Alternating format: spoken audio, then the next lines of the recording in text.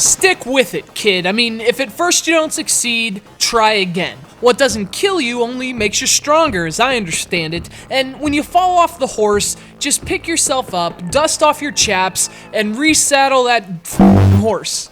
Use whichever cliche about perseverance you'd like. That's exactly what the X-Men did during the 16-bit years. By the end of that generation, we had X-Men 2, Clone Wars. We had X-Men Mutant Apocalypse. There were several X-Men games ranging anywhere from decent to legitimately good. This is not one of them. This is X-Men for the SEGA Genesis.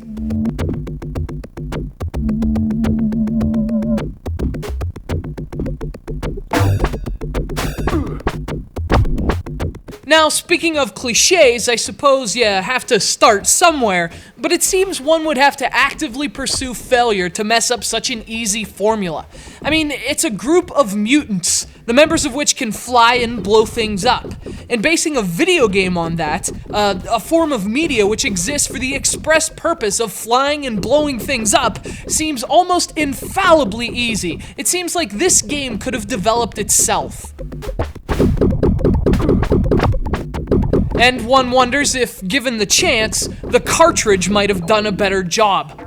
X-Men is a side-scrolling beat-em-up with lots of platforming, a style of game that was the 90s equivalent to the modern-day first-person shooter, in that roughly one of every 2 games on store shelves is the exact same thing.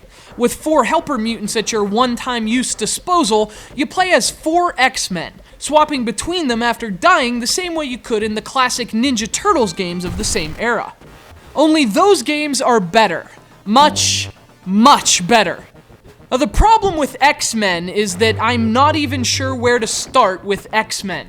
The game employs several different gameplay elements, obviously, but it doesn't do any of them particularly well. The platforming is especially problematic, jumping is imprecise, and you often fall through platforms, which obviously makes traversing the levels a real nightmare.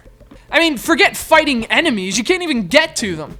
In fact, I'll be honest, Ray and I spent more than an hour trying to get further than the game's first level before we realized we're a huge deal and have better things to do. I'm assuming there are more levels than just this jungle and sewer. I'm also assuming the game doesn't get any better.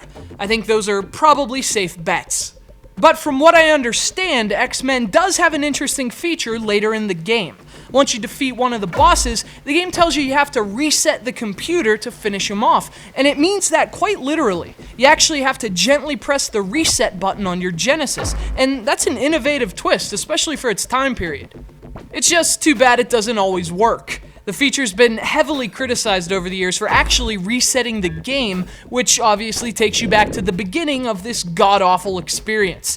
And that's a fate worse than having your skeleton surgically bonded with metal. Or, so I've heard. Nonetheless, huge thanks go out to Henry from Maryland. He's the awesome and loyal Undertow who donated this game to us for review. Good form, Henry, and I also apologize for not getting further in the game, but there's only so much I can do. I am not, in fact, a superhuman mutant, and I gotta tell you, I think they're the only ones who could mentally withstand playing X-Men.